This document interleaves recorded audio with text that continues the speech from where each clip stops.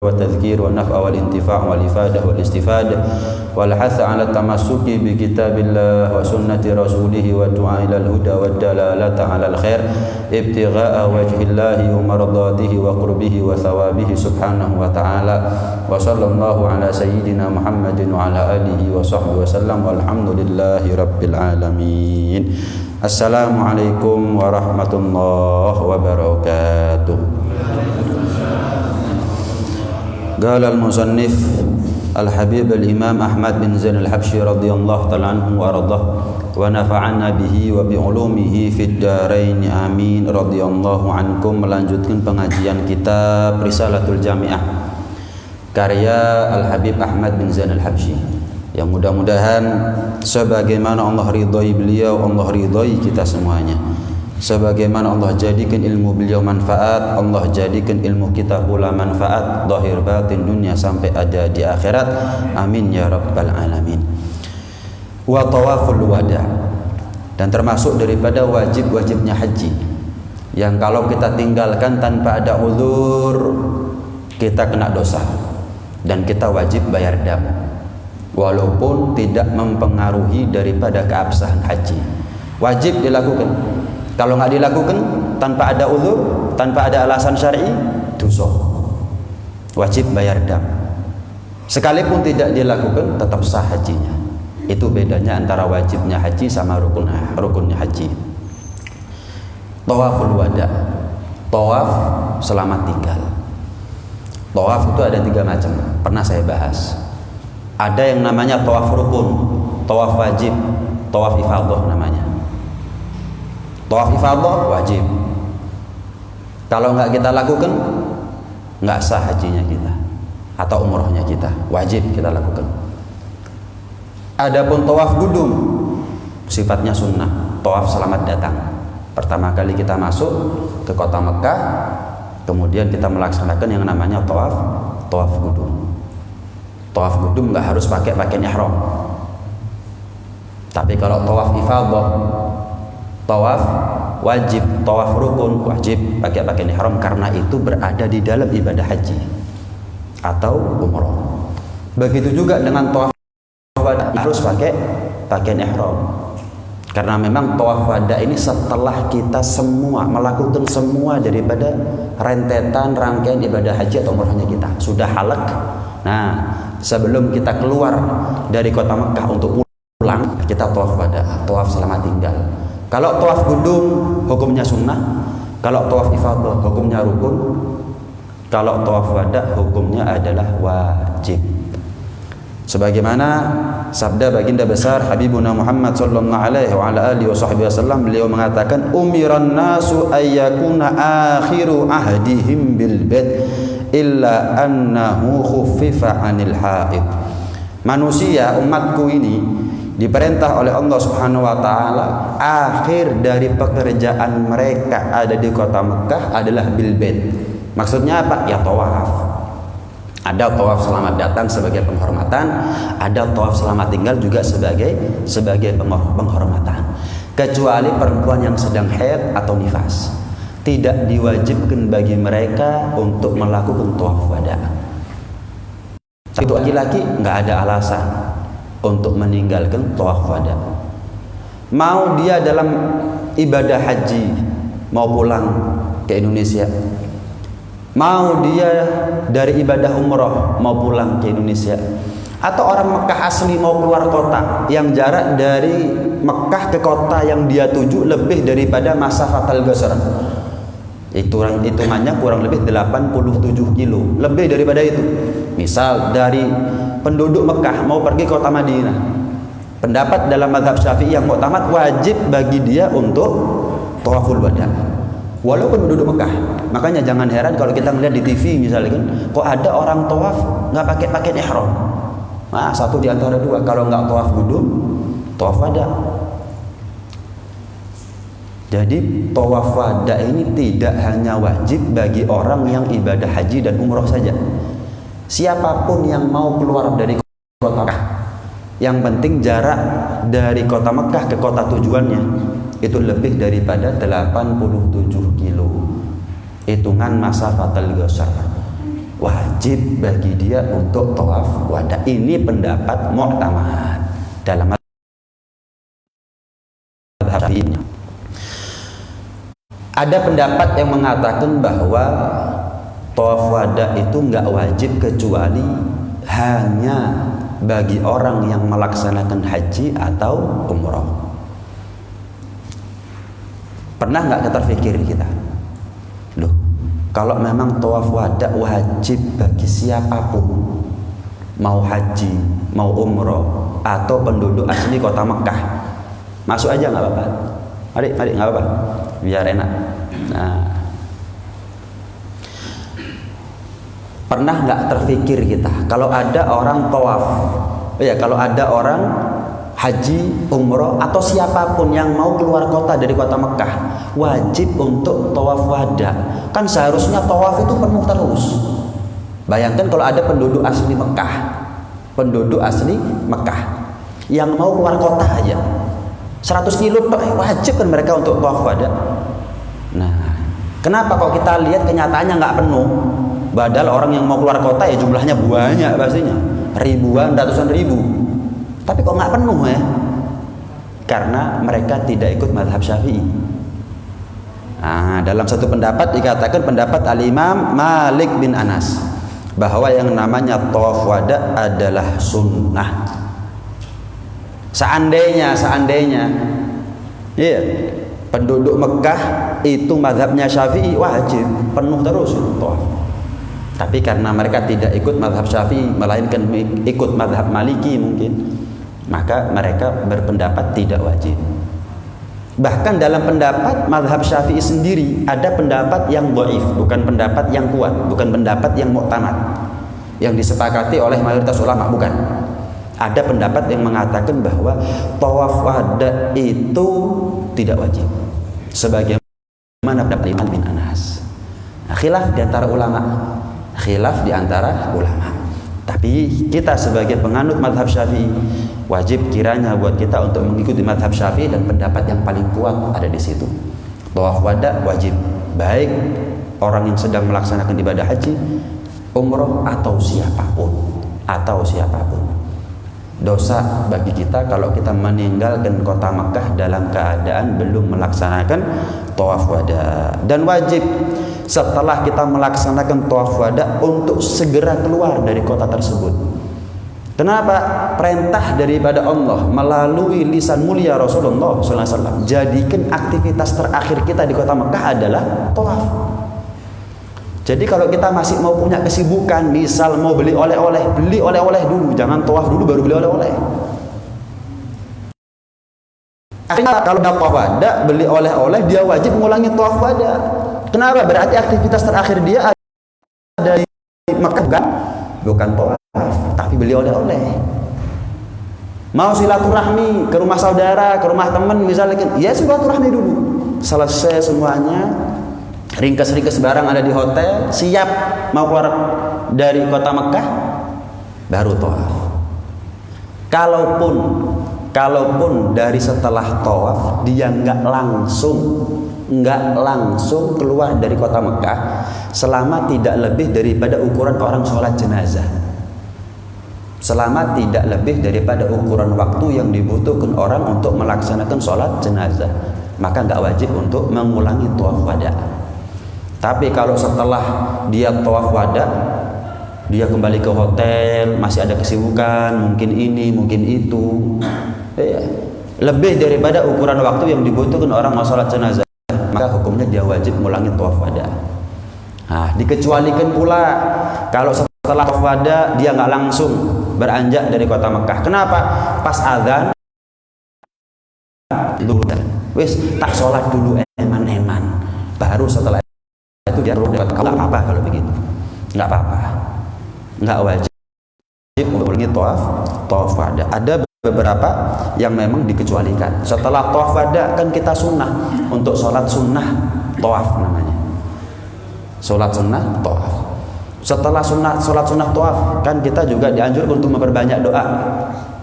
Misal mumpung sepi, kita pergi ke multazam, tempat yang mustajab doa kita di situ, kita memperbanyak doa di situ, nggak apa-apa. nggak wajib ngulangi tawaf wada karena masih dalam urusan ibadah. Dalam urusan ibadah. Tapi kalau tidak dalam kaitan ibadah, nah itu yang bisa menggagalkan keabsahan daripada tawaf wada yang tadi dia lakukan. Berarti dia harus mengulangi tawaf wada lagi. Nah, tuntas sudah kita bahas daripada rukun-rukunnya haji. Tuntas sudah kita bahas daripada wajib-wajibnya haji. Sekarang kita bahas daripada sunnah-sunnahnya haji. Tapi di sini nggak disebutkan satu-satu. Rukun-rukunnya disebutkan, wajib-wajibnya disebutkan. Tapi kalau di sini disebutkan wa amma sunanul haji, dan adapun sunnah-sunnahnya di dalam ibadah haji, fa kullu ma siwal arkan wal wajibat, semua selain rukun dan wajib-wajibnya haji itu namanya sunnah. Sunnah-sunnahnya haji banyak, nggak khatam-khatam kitabnya kalau dibahas satu-satu. Ada sunnah-sunnah yang berkaitan dengan ihram, seperti mandi, sholat 2 rakaat dan seterusnya. Ada yang berkaitan dengan tawaf, seperti apa? Mencium hajar aswad, itu sunnah, nggak wajib. Nah, kalau wajib ngantri kita mencium hajar aswad, gak mari-mari tawaf, sunnah, afdol. Malah bisa menjadi haram kalau kita tidak mengganggu orang lain, apalagi ibu-ibu. Jangan rombol, akhirnya ya dempet-dempetan sama laki-laki yang bukan mahramnya hanya untuk mencium hajar aswad. Ngelakoni sunnah tapi juga ngelakoni yang haram, itu namanya. Udah, kalau memang ada kesempatan ya takdir.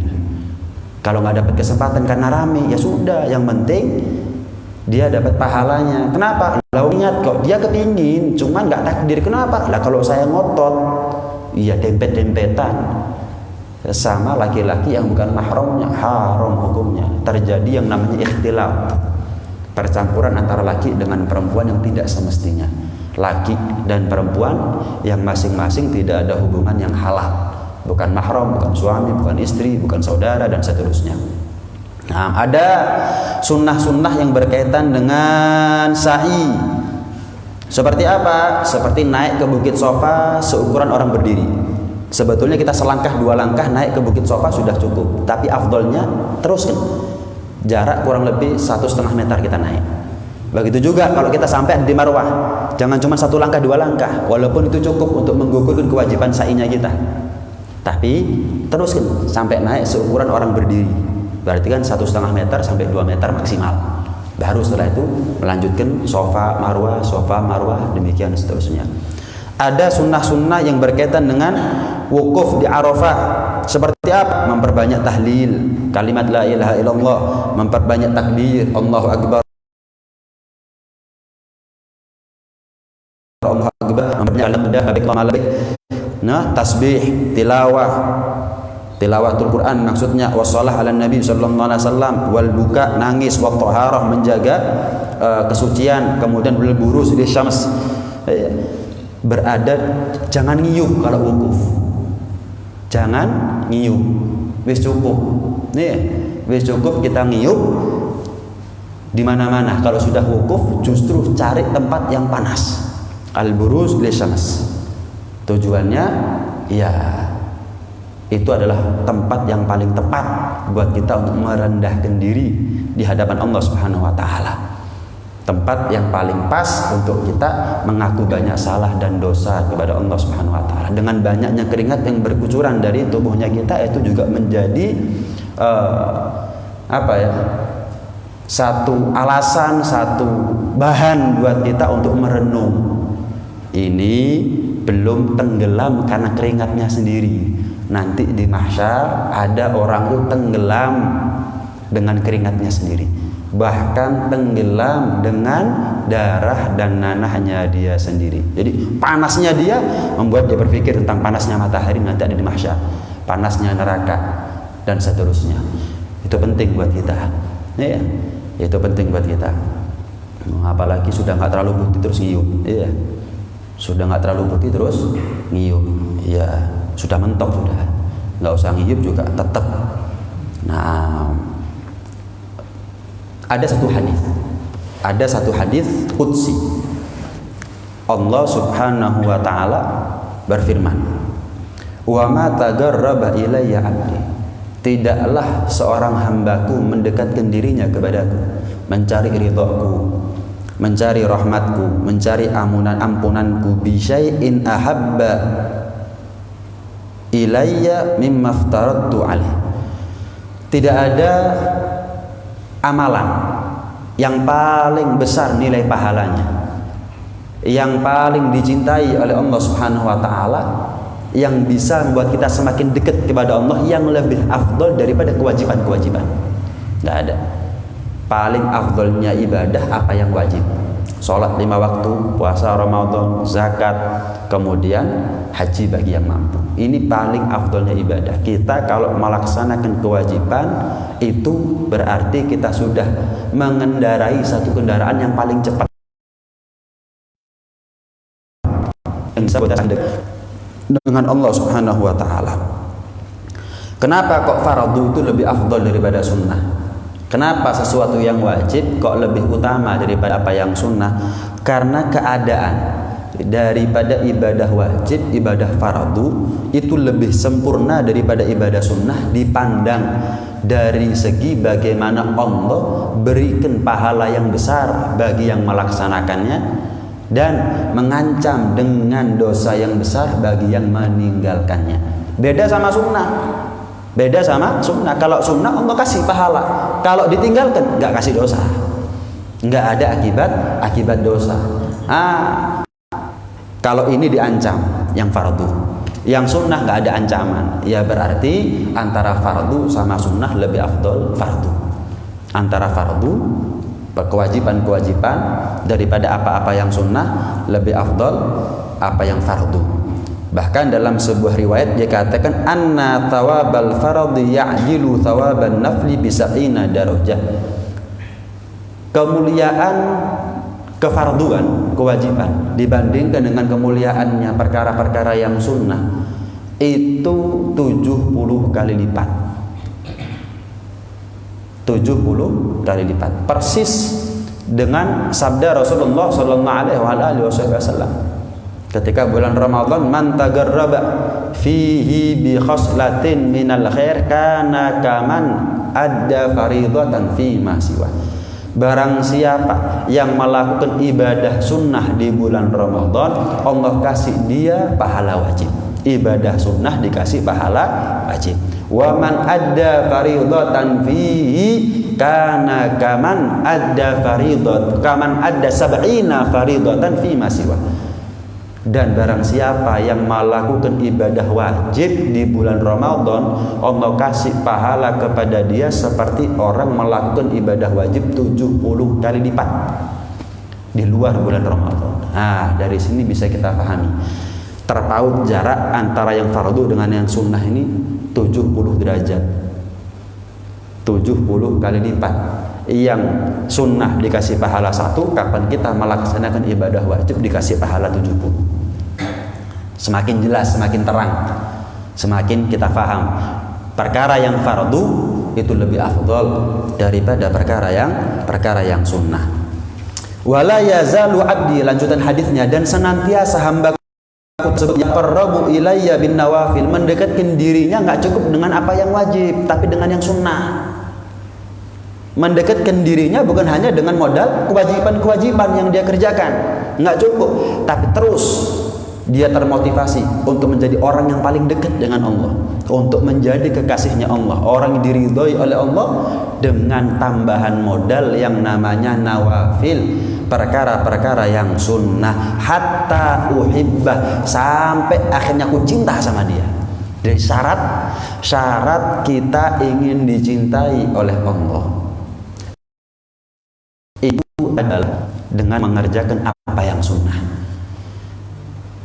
Kalau kita hanya melaksanakan apa yang wajib, ya kita menjadi orang dekatnya Allah.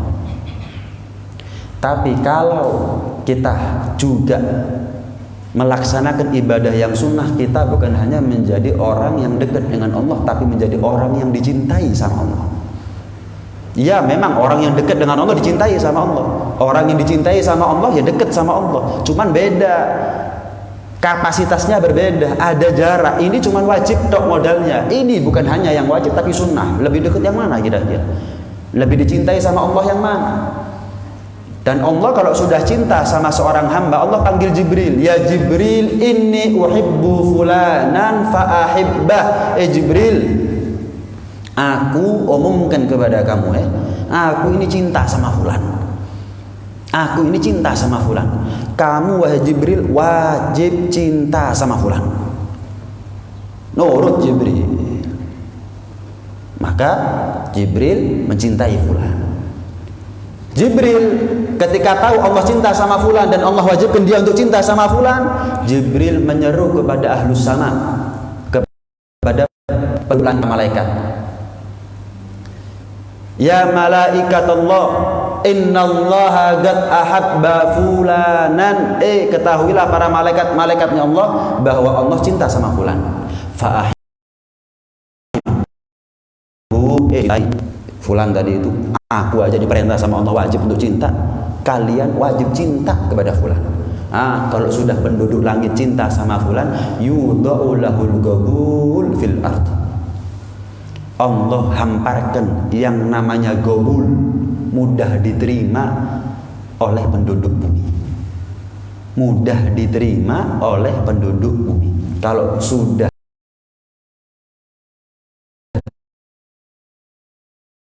orang di penduduk langit, hidupnya di bumi ini mudah diterima. Yudha'u lahul qabul fil ard. Allah letakkan cinta kita kepada orang tersebut, orang yang dicintai oleh Allah dan penduduk langit. Walaupun orang itu mungkin kita nggak pernah ketemu,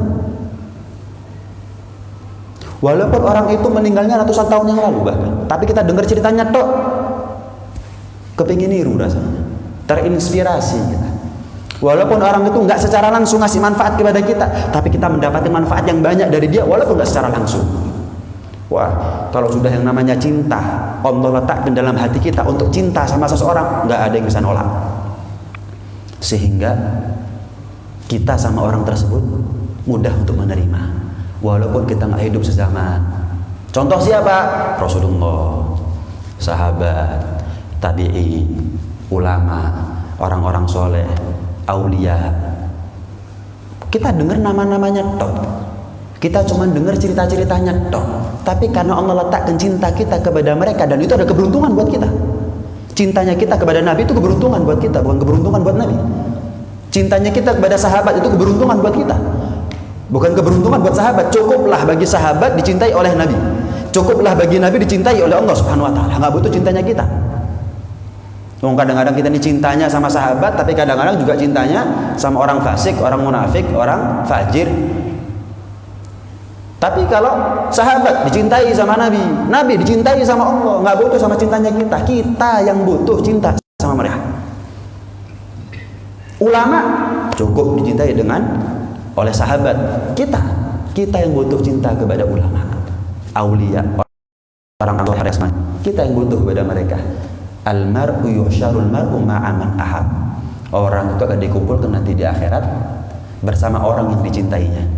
Kata Al-Habib Umar bin Muhammad bin Salim al-Hafidh, hafizahullahu ta'ala wa ra'ah, walaupun orang itu tawaf setiap hari di depan Ka'bah, sholat setiap hari di depan Ka'bah, puasa ada di Mekah, di Madinah, ibadah luar biasa, tapi salah cinta sama orang, dia kumpul sama orang yang salah dia cintai.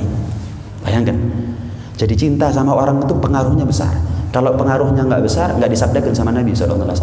Tidak ditekankan oleh Nabi SAW.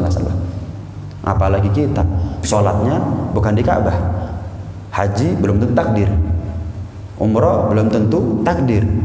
Kemudian kita salah cinta sama orang. Waduh, waliyadzubillah min dzalik. Nanti di akhir kita kumpulnya sama orang kita cintai. Kita kumpulnya tergantung bersama dengan siapa kita cinta kepada mereka. Walhasil Allah itu kalau sudah cinta sama fulan, Allah wajibkan penduduk langit dan Allah wajibkan penduduk bumi untuk cinta sama dia. Tapi bukan berarti nggak ada kontroversi. Contoh, siapa? Adakah manusia yang lebih dicintai oleh Allah melebihi daripada cintanya Allah kepada Rasulullah SAW? Terus apa penduduk bumi semuanya benci pada Rasulullah? Enggak, semuanya cinta. Cuman ada aja yang benci sama Rasulullah. Jadi bukan berarti yudha'u lahul qabul fil ard. itu pasti diterima. Enggak.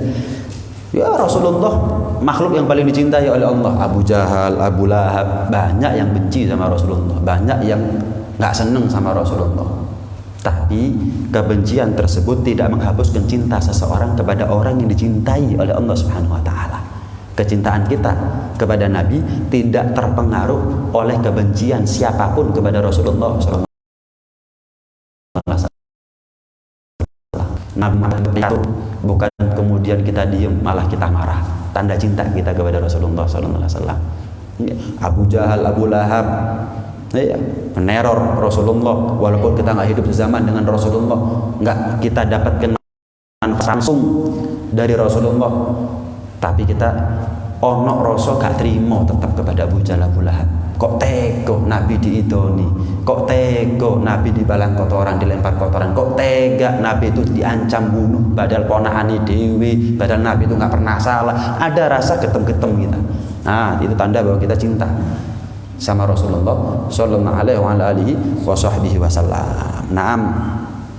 Dikatakan oleh ulama ada perbedaan antara orang yang hanya melaksanakan yang wajib untuk mendekatkan dirinya kepada Allah dengan orang yang bukan hanya melaksanakan yang wajib tapi juga dengan yang sunnah untuk mendekatkan dirinya kepada Allah. Ada perbedaan. Gambarannya begini. Misal saya punya dua budak. Ada budak A, ada budak B. Dua budak ini saya kasih uang 1 dirham untuk membeli buah misalkan. Budak A, ini uang 1 dirham, aku perintahkan kamu belikan saya buah. Budak B sama, perintahnya sama, nilai nominalnya juga sama. 1 dirham belikan buah. Berangkat dua budak ini, dapat buah. Misal sama-sama dapat buah apel. Cuman bedanya kalau budak A, dia bersihkan tuh buah, dibungkus, dihias, disuguhkan kepada saya, bukan ditaruh di tanah tapi ditaruh di meja yang bersih. Ini sama seperti orang yang bukan hanya melaksanakan yang wajib tapi dia dobeli, menyempurnakan apa yang wajib dengan hal-hal yang sebetulnya nggak wajib. Kenapa? Perintahnya kan belikan buah, selesai. Budak B, pokok aku ngelaksana perintah beli buah, ya sudah beli buah, masuk no kantong, ketemu saya, nih selesai. Yang mana lebih afdal? Tentu yang pertama. Begitulah juga antara kita dengan Allah Subhanahu wa taala. Ya, memang kita cari surganya Allah, tapi coba kita cek apakah ibadah-ibadah wajibnya kita ini kita merasa yakin sudah cukup menjadi kendaraan kita untuk sampai kepada Allah Subhanahu wa taala, untuk masuk ke dalam surganya Allah Subhanahu wa taala. Kalau kita merasa nggak yakin, maka dobeli, tutup kekurangan-kekurangan itu dengan ibadah sunnah. Kekurangan kita dalam sholat 5 waktu, kalau kita sholat sunnah, maka nilai pahala sholat sunnahnya kita ini akan menutup kekurangan kita dari sholat 5 waktunya kita. Puasa Ramadan wajib, ada kekurangan ketika kita puasa Ramadan, maka tutup kekurangan itu dengan nilai ibadah daripada ibadah sunnah puasanya kita. Terus begitu, sehingga kita ketemu sama Allah, ya punya modal ibadah wajib, ya punya modal ibadah sunnah. Jadikan ibadah sunnah ini sebagai cadangan. Tapi wasio cadangan kapan dibutuhkan ada. Jangan sampai wajib kita andalkan, sunnah enggak. Iya kalau pantas, lah kalau enggak pantas, akhirnya ada yang aib, ada yang celak dari ibadah wajibnya kita. Akhirnya Allah tolak, Allah enggak terima. Di mana surga yang kita harapkan kalau begitu? Lihat bagaimana Rasulullah SAW. Ibadah wajib yang paling afdol dilakukan oleh umat manusia di muka bumi adalah ibadah wajibnya Rasulullah. Tapi lihat Rasulullah sholat sampai kakinya bengkak, apa wajib? Enggak. Puasa sampai dililit dengan batu, apa wajib? Enggak. Sedekah sampai nggak punya makanan, apa wajib? Enggak. Tuh Rasulullah SAW. Sujud sampai lamanya dikira sama Siti Aisyah radhiyallahu ta'ala anha wa dikira wafat. Apa wajib seperti itu sujudnya Rasulullah? Enggak. Nah kalau Rasulullah begitu, di mana kita berarti? Surga diciptakan untuk Rasulullah. Lah kita diciptakan belum tentu untuk masuk surga. Kita lebih patut untuk beli ibadah wajibnya kita dengan ibadah sunnahnya kita. Kita lebih wajib, lebih pantas untuk mengejar surga bukan hanya dengan kendaraan kewajiban, tapi juga dengan kendaraan yang namanya sunnah. Naam. Orang dulu itu sahabat, misalkan ulama, misalkan orang-orang soleh, para aulia, mereka itu tahu sunnah justru ngamal. Oh ini sunnah ya, ngamal. Nah kalau kita kan enggak, oh alah sunnah. Itu beda. Contoh nih, kita dulu mungkin belajar sholat. Mungkin kita pernah berpikir baca Allahu Akbar kabira itu wajib. Mungkin kita berpikir baca surat pendek itu wajib. Mungkin kita pernah berpikir baca subhana rabbiyal azim wa bihamdi 3 kali, subhana rabbiyal a'la wa bihamdi 3 kali, rabbighfirli warhamni dan seterusnya 3 kali. Itu kita pikir wajib. Wah, kita lakukan. Allahu Akbar kabira, Fatihah, surat pendek. Subhana rabbiyal azim 3 kali. Begitu ngaji, oh alah sunnah lah. Pernah nggak kita? Iyalah. Akhirnya dulu belum ngaji, sholatnya lama, dibaca semuanya. Kenapa? Wajib ini, wajib. Begitu tahu, iyalah sunnah. Loh kok sunnah kok malah gak dilakoni ini? Lah kok kalau sunnah malah gak dilakoni ini? Hati-hati, man izdada ilman wa lam yazdad hudan lam yazdad minallah illa bu'dan. Orang tambah ilmunya tapi enggak tambah hidayah dari Allah. Kita ini cari ilmu, cari hidayah dari Allah Subhanahu wa taala. Hadirnya kita ada di pengajian ini, majelis ini dalam rangka kita menjemput hidayah dari Allah. Tambah ilmu tapi kok enggak tambah hidayah, ada yang enggak beres. Maka orang seperti ini ancamannya enggak tambah ilmu kecuali tambah jauh dari Allah Subhanahu wa taala. Ya wis bib lek ngono kok usah ngaji pisan. Loh ya apa sih? Tambah ilmu aja bisa tambah jauh, gak ngaji pisan yo bocane cedek. Kerja pasti kaya. Lah kok gak kerja? Tambahan. Buat apa bib kerja bib? Apa guru mesti sugih? Lho ya apa sih? Enggak waras orang seperti ini kan. Sama ngaji kok gak dapat hidayah. Ya berarti buat apa ngaji? Sholat belum tentu selamat. Ya buat apa? Sholat. Ya apa sih? Bukan begitu cara berpikir seseorang. Kadang-kadang orang tuh kalau diajak berpikir urusan dunia cerdas, tapi urusan akhirat cukup gampang nyedok. Hilang cerdasnya itu hilang. Masih seluruh lu kadang-kadang. Ini ya, hati-hati. Wal iyadu billah min dzalik. Naam. Niru ibadahnya Nabi susah. Niru akhlaknya Nabi susah. Niru kesolehannya Nabi susah. Niru sabarnya Nabi susah. Tapi niru sunnahnya Nabi. Masuk masjid kaki kanan, masuk susah. Kalau salto susah. Keluar masjid kaki kiri, masuk susah.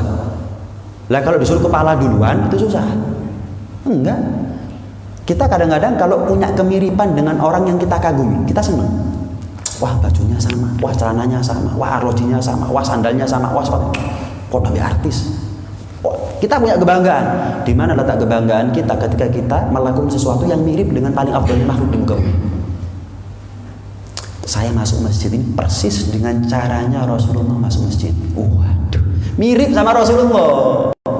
Masa nggak termotivasi? Saya tidur itu pakai siwak, wudu, ngadep kiblat, miring sebelah kanan, baca doa. Saya tidur. Ini persis posisinya dulu Rasulullah tidur. Niru akhlaknya susah, niru ibadahnya susah, niru sabarnya susah, niru solehnya susah. Lah kalau niru sunnahnya yang gampang gak kelakon. Di mana cintanya kita sama Nabi yang kita aku-aku, yang kita klaim bahwa kita ini cinta sama Nabi? Ibadah, abot, gak kelakon. Niru akhlaknya Nabi berat, kita masih usaha tapi banyak gagalnya dan seterusnya. Sunnah gampang. Sunnah gampang. Kalau seandainya tidak ada keutamaan bagi orang yang mengamalkan sunnah kecuali dia sama dengan Rasulullah, cukup. Seandainya tidak ada kemuliaan bagi orang yang mengamalkan sunnah kecuali cuma satu, apa itu? Dia sama dengan Rasulullah. Cara masuk masjidnya sama dengan Rasulullah. Cara buang air kecilnya sama dengan Rasulullah. Cara tidurnya sama dengan Rasulullah. Sama. Kurang apa? Kita sama dengan Rasulullah sallallahu alaihi wasallam. Nikmat besar. Nikmat besar.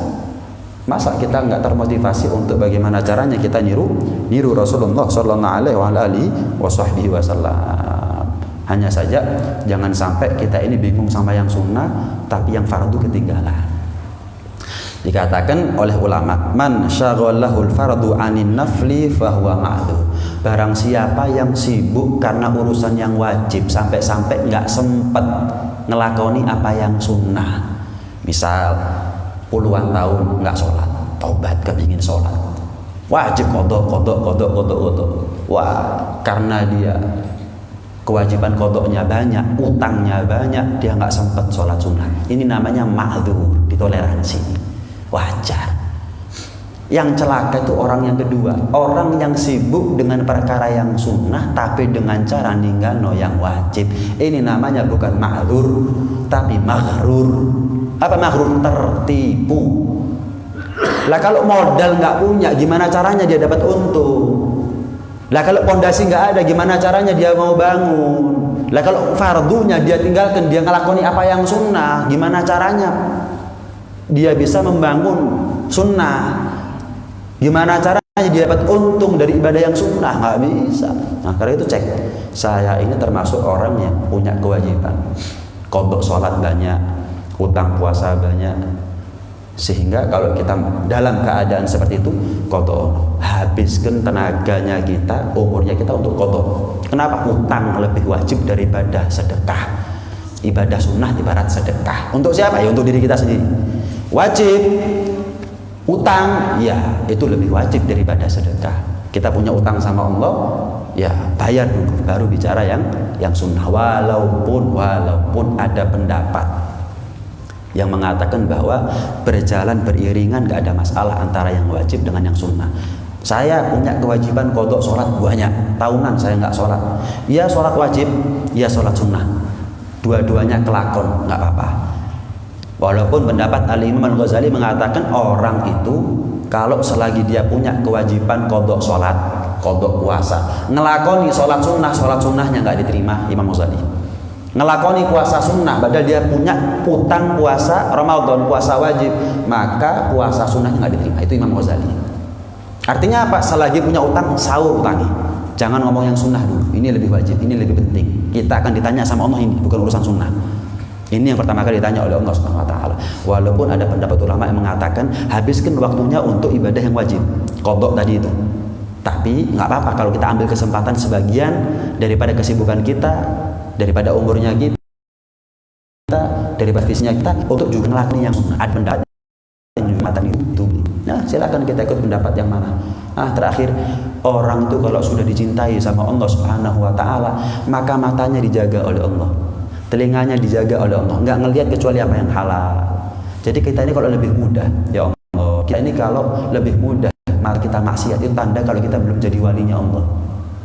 Wali itu dijaga matanya untuk nggak ngelihat yang haram. Ada haram, tapi dijaga oleh Allah.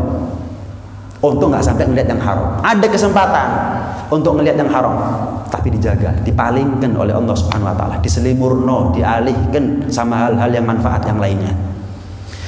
Tidak melihat kecuali yang halal, tidak mendengar kecuali yang halal, tidak mengucap kecuali yang halal, tidak berbuat dengan tangannya kecuali yang halal. Ini kuntu sam'ahul ladzi yasma'u bih wa basarahul ladzi yubsiru bih wa yadahu allati yabtishu biha wa rijlahu allati yamshi biha. Aku Allah akan jadi kakinya, aku Allah akan jadi tangannya, aku Allah akan jadi telinganya, aku Allah akan jadi matanya.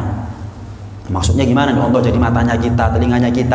Maksudnya Allah jaga anggota tubuh kita selalu terarah kepada hal-hal yang diridhoi oleh Allah.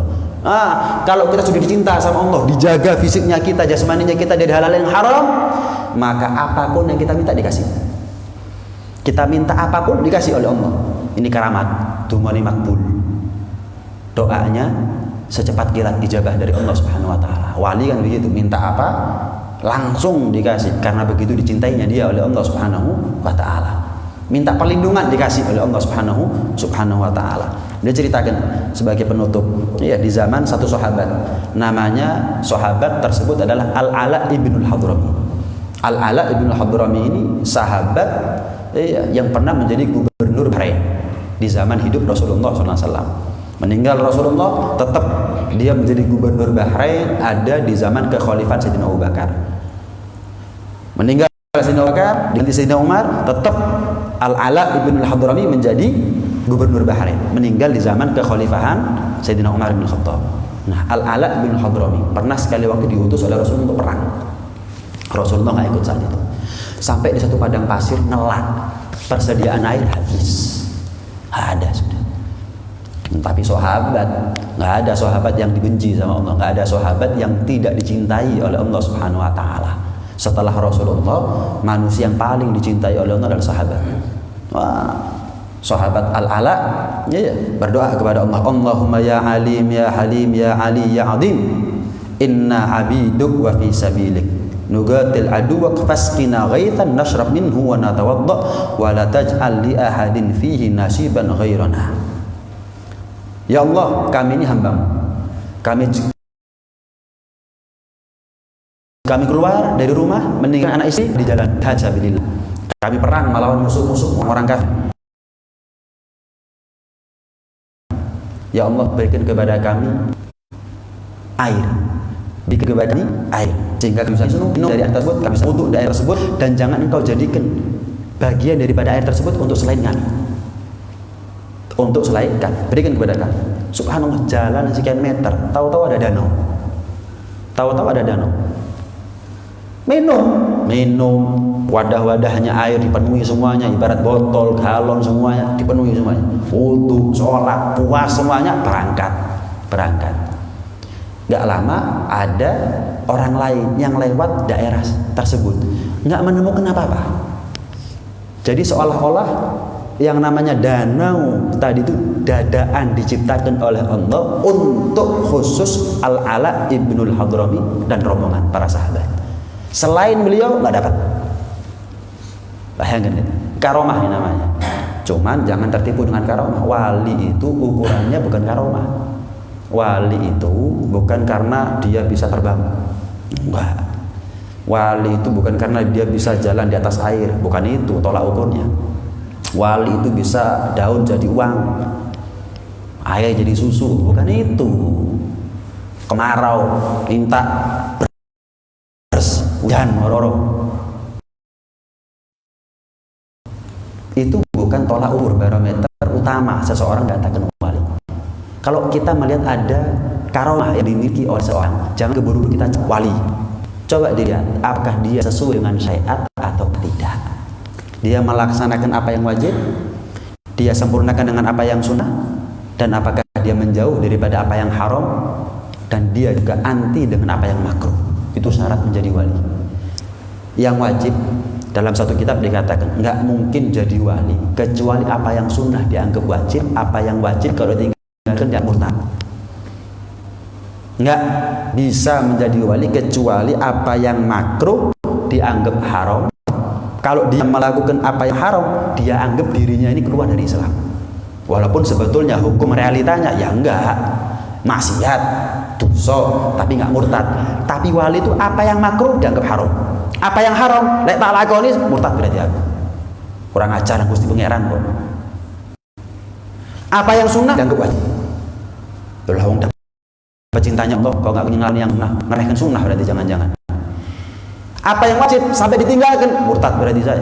Di mana hutang budi saya, rasa terima kasih saya kepada Allah Subhanahu Wa Taala? Allah adalah wajib cuma sholat 5 waktu, puasa setahun sekali, zakat setahun sekali, haji umroh seumur hidup sekali. Kok saya nggak ngelakoni apa yang wajib?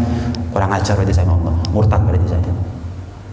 Nggak mungkin jadi wali kecuali dengan cara seperti itu. Sebagian ulama mengatakan demikian. Persis dengan hadis ini. Nggak mungkin orang itu dicintai dengan modal apa yang wajib, tapi harus disempurnakan dengan apa yang sunnah. Nah, mudah-mudahan kita terpilih di antara mereka yang menjadi auliyaillah, menjadi orang-orang soleh yang dicintai oleh Allah Subhanahu Wa Taala, dan surga menjadi harapan yang dekat buat kita semuanya. Amin, Allahumma amin, amin ya rabbal alamin. Ada pertanyaan mungkin? 1-2 pertanyaan boleh, Mas Pul? Ada pendapat dari maksudnya bolehkah kita mengikuti sebagai pengikut mengikuti pendapat lain, maksudnya seumpama boleh sebatas mana kita boleh memakai pendapat selain Mazhab Syafi'i. Nah, kita menganut mazhab Syafi'i. Tapi ada pendapat di luar mazhab Syafi'i. Mazhab Maliki, Hambali, Hanafi. Apakah kita boleh keluar dari mazhab untuk mengamalkan pendapat di luar mazhab Syafi'i dalam sewaktu-waktu? Pertama, kalau dalam kondisi darurat boleh. Dalam kondisi darurat boleh. Saya mau tanya, saya kasih gambaran begini. Ada jalan tol lancar, masuk kita lewat jalan tikus. Selagi kita tidak dalam keadaan darurat, ya kita nggak lewat jalan tikus. Sama, ada pendapat kuat. Selama kita bisa ngelakoni apa pendapat yang kuat, ya kenapa kita harus ambil pendapat yang lemah? Satu. Yang kedua, kita harus konsekuen. Jadi orang yang bisa dipegang omongannya. Kalau sudah dia ikut mazhab Syafi'i, ya jangan gampang-gampang dia ikut mazhab di luar Syafi'i. Loncat sana, loncat sini. Sholatnya pakai mazhab Syafi'i, wudunya pakai mazhab Maliki. Apa caranya sah? Caranya mazhab Maliki dengan caranya mazhab Syafi'i sholat ada yang wajib, rukun-rukunnya ada perbedaan. Rukun-rukunnya wudu antara mazhab Maliki dengan mazhab Syafi'i ada perbedaan. Tapi masing-masing benar karena masing-masing punya dalil. Cuman ketika kita, ya karena kita ini hidup di Indonesia rata-rata mazhabnya Syafi'i, ya otomatis kita ikut mazhab Syafi'i. Coba kalau seandainya kita hidup di Pakistan, di India, mazhabnya Hanafi rata-rata. Di Turki, mazhabnya Hanafi rata-rata. Di Hijaz, mazhabnya kalau nggak Maliki, Hambali rata-rata. Ya karena kita hidup di Indonesia, ya otomatis terbawa arus kita ikut mazhab Syafi'i, nggak ada masalah. Itu yang kedua. Terdesak, darurat.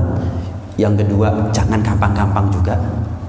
Yang ketiga, ada pendapat ulama.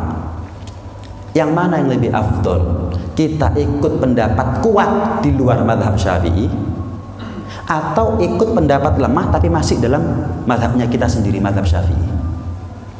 Ada khilaf.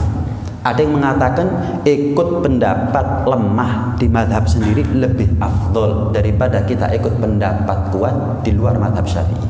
Ada pendapat juga yang mengatakan enggak, ikut pendapat kuat di luar mazhab Syafi'i lebih afdol daripada kita ikut pendapat dalam mazhab kita sendiri tapi pendapat yang lemah. Saya kasih satu contoh. Sentuhan tangan laki perempuan yang bukan mahram, sengaja nggak sengaja dalam mazhab Syafi'i dikatakan batal. Jelas ya. Tapi kalau dalam mazhab Maliki tidak batal. Ada pendapat lemah dalam mazhab Syafi'i yang mengatakan persentuhan tangan laki perempuan yang bukan mahram jika tidak ada unsur kesengajaan, yang mana kalau nggak ada unsur kesengajaan berarti nggak ada syahwat. Nggak sengaja kok, direncanakan syahwat. Nah kalau nggak rencana dari mana syahwatnya? Maka tidak batal wudunya. Ini pendapat lemah dalam mazhab Syafi'i. Yang kebetulan pendapat lemah dalam mazhab Syafi'i sesuai dengan pendapatnya Imam Malik yang dalam mazhab Maliki itu adalah pendapat yang kuat. Nah, kita berada dalam kondisi boleh memilih. Apakah kita ikut mazhab Maliki karena itu pendapat kuat, atau kita tetap ikut mazhab Syafi'i walaupun itu pendapat lemah. Contoh, ketika kita tawaf, kan banyak laki perempuan kumpul di situ. Kadang-kadang gesekan nggak sengaja. Nah kalau batal wudunya nggak sah tawafnya, berarti harus ambil wudu. Nah ambil wudu bukan dari sini ke kamar mandi sebelah, selesai. Tawaf jauh, balik lagi, kodek mana? Kesenggol lagi, batal lagi, nggak mari-mari. Katuan yang ada. Terus gimana? Wis ikut mazhab Maliki misalkan, yang mengatakan bahwa dalam mazhab beliau pendapat yang kuat, dalam mazhab beliau nggak batal. Cuman berarti wudunya harus ikut mazhab Maliki. Lah kalau perkara yang membatalkan wudu ikut mazhab Maliki, berarti cara wudunya harus ikut mazhab Maliki. Ada perbedaan. Kalau mazhab Maliki wajib membasuh rambut secara keseluruhan, itu mazhab Maliki. Itu mazhab Maliki. Contohnya begitu. Berarti kalau saya ikut mazhab Maliki dalam urusan batal nggak batalnya wudu, saya wudunya harus pakai mazhab Maliki. Agak berat karena kita nggak sepenuhnya tahu gimana cara wudunya mazhab Maliki. Tapi kalau kita ikut pendapat yang mengatakan enggak wis, saya ikut mazhab Syafi'i walaupun itu pendapat lemah. Kenapa? Darurat. Lah ya apa maneh? Jadi pas rame-ramenya hari ini. Lah kalau senggol nggak sengaja batal, ngulang wudu lagi, tawaf lagi, kesenggol lagi, nggak mari-mari. Akhirnya dia ikut mazhab Syafi'i tapi pendapat yang lemah. Dia taklid kepada pendapat lemah dalam mazhabnya sendiri. Ya dia wudunya nggak perlu ikut mazhab Maliki. Enak berarti kan? Enak berarti kan? Wudunya tetap dengan cara Syafi'i. Wong dia nggak keluar madhab kok, nggak keluar madhab. Jadi ada khilaf cuman, yang mana yang lebih afdol? Ikut pendapat kuat di luar madhab atau ikut pendapat lemah dalam madhab itu sendiri? Nah, batasannya hanya berkenaan dengan hal-hal yang darurat, mendesak. Contoh lain, kita pernah nggak jual beli pakai akad? Saya beli, saya jual, saya beli, nggak ada kan? Kalau ikut madhab Syafi'i nggak sah apa yang kita perjual beli ini, nggak sah. Di luar madhab, Imam Malik berpendapat nggak wajib yang namanya akad. Akad dilafadzkan itu nggak wajib. Yang penting ada korena, indikator saling gitu. 10.000, udah ini 10.000. Mas ridho, walaupun pakai saya jual, saya beli resmi seperti itu nggak ada. Kalau dalam mazhab Syafi'i wajib pendapat yang kuat harus pakai akad. Enggak berarti sudah melakukan yang namanya aklu amwalin nas bil batil, memakan hartanya manusia dengan cara yang salah. La taqulu amwalakum bainakum bil batil illa an takuna tijaratan antara minkum. Harus didasari jual belinya kita atas dasar saling ridho. Lah saling ridho dari mana tahu? Laung ridho nggak ridho urusan hati. Mazhab Syafi'i berpendapat, dalam mazhab Syafi'i pendapat yang kuat harus dilafadzkan berarti. Kenapa? Ya kita nggak tahu ridho kecuali dengan ucapan. Saya beli, saya jual, itu tanda ridho. Dalam mazhab Maliki nggak wajib. Kenapa? Apa harus dengan lafadz? Orang juga tahu ridho nggak ridhonya kan nggak harus dengan lafadz. Ini berapaan HP-nya? Oh 2 juta Beb, ya sudah saya beli. Atau ya sudah ini 2 juta mana saya ambil. Ya selesai. Itu kan menunjukkan saya ridho dengan harganya 2 juta. Kemudian yang jual juga ridho dengan harga 2 juta. Selesai. Bukan harus saya jual ini kepada Anda dengan harga 2 juta. Iya saya beli, saya terima. Nggak harus. Nah di sini ada pendapat lemah di dalam mazhab Syafi'i, tapi didukung oleh pendapatnya Imam Nawawi mengatakan nggak butuh akad, nggak apa-apa. Pokoknya itu sudah dianggap sebagai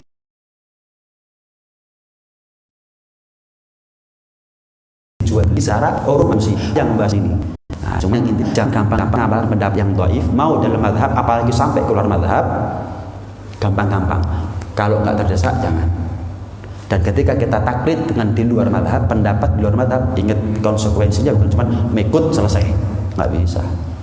Nah, insya Allah di lain kesempatan kita akan bahas apakah wajib kita bermadhab. Pembahasannya di situ. Apakah wajib kita bermadhab? Singkat saja. Kalau kita mengatakan tidak wajib bermadhab, saya cuma kepingin tahu cara sholatnya jenengan gimana. Apa langsung buka Sahih Bukhari? Apa langsung buka Al-Quran? Apa langsung buka Sahih Muslim? Bisa kita sholat hanya mengandalkan Quran, Sahih Bukhari, Sahih Muslim? Bisa? Kalau bisa, nggak wajib Anda bermadhab. Tapi kalau nggak bisa, fas'alu ahla dzikri in kuntum la ta'lamun. Kalau nggak bisa, ikut mazhab Syafi'i misalnya. Kenapa? Syafi'i sudah ngerangkum. Imam Syafi'i merangkum caranya sholat mulai awal sampai akhir begini, caranya wudhu mulai awal sampai akhir begini. Maliki juga begitu. Berarti karena keterdesakan kemampuan kita untuk ngikuti ibadahnya Rasulullah secara langsung berdasarkan Al-Quran dan hadisnya tok, nggak mungkin dengan kapasitas seperti kita, ya berarti kita harus ikut ulama yang ngerti. Disitulah fungsi alasan kenapa Imam Syafi'i bikin madhab, Imam Malik bikin madhab, Imam Hanafi bikin madhab, Imam Ahmad bin Hanbal bikin madhab. Lah kalau dikatakan bermadhab itu bid'ah, berarti Imam Syafi'i menciptakan bid'ah. Berarti Imam Malik bin Anas menciptakan bid'ah. Lah kalau Imam Malik, Imam Syafi'i dan seterusnya itu ahli bid'ah, terus kita ahli surga.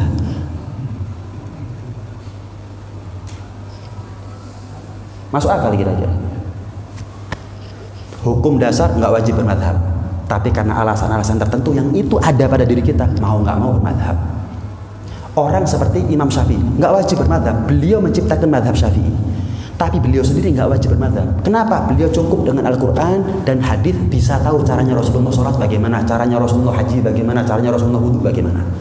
Hanya saja beliau memudahkan kita, ini loh caranya Rasulullah sholat itu. Diciptakan yang namanya madhab Syafi'i. Begitu juga dengan para a'immah yang lain. Ini penting untuk kita ketahui.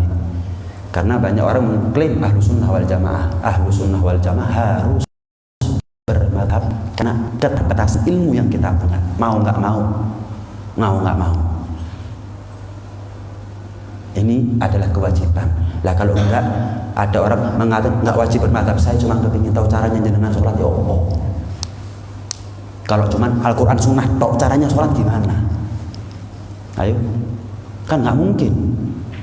Ada orang bisa sholat, bisa wudhu, bisa haji, bisa puasa, bisa umroh, bisa ibadah, Al-Quran sunnah tok. Loh hadisnya aja apalnya cuma innamal a'malu binniyat kok. Berat. Jadi hukum dasarnya nggak wajib, tapi alasan-alasan lain itu yang membuat wajib. Itu yang membuat kita wajib bermadhab. Wallahu a'lam. Mudah-mudahan jadi satu ilmu yang manfaat bermanfaat di dunia akhirat buat kita semuanya. Rabbana anfa'na bima 'allamtana, rabbi 'allimna alladhi